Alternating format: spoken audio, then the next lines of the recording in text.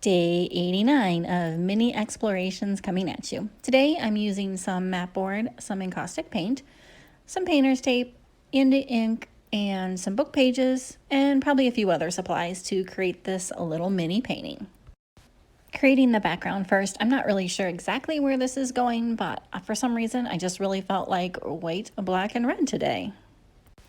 I decided that those black India ink scribbles were a little too much, so I went over it with some encaustic white paint just to blend that in a little bit more.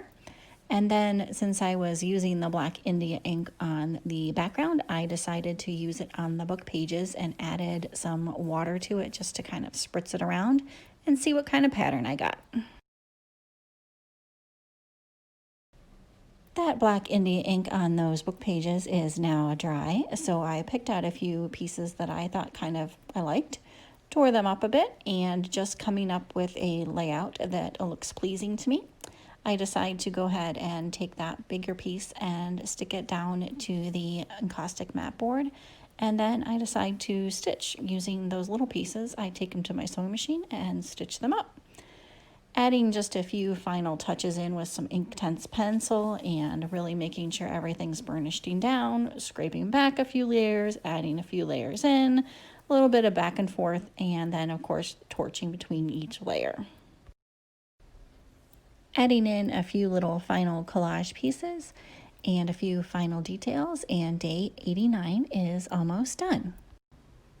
I hope you enjoyed this little mini process video, and as always, I hope you have a great day. Talk to you soon. Day 90 of mini explorations coming at you. I started out by sewing some book pages and some book parts, like the spine parts, together, and then I added some white encaustic paint and a couple other paint colors, just trying to keep this background nice and simple. I fused really lightly with the torch, and what that does is it keeps a lot of the texture from the paint, but still fuses it to the layers underneath. And by keeping that texture and rubbing the oil stick in, that really brings out those little crevices, nooks and crannies from that texture.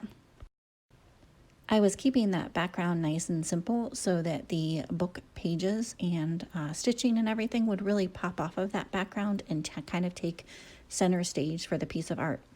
So here you have it. Day 90 is complete. As always, thanks so much for watching. Talk to you soon, and bye for now. Day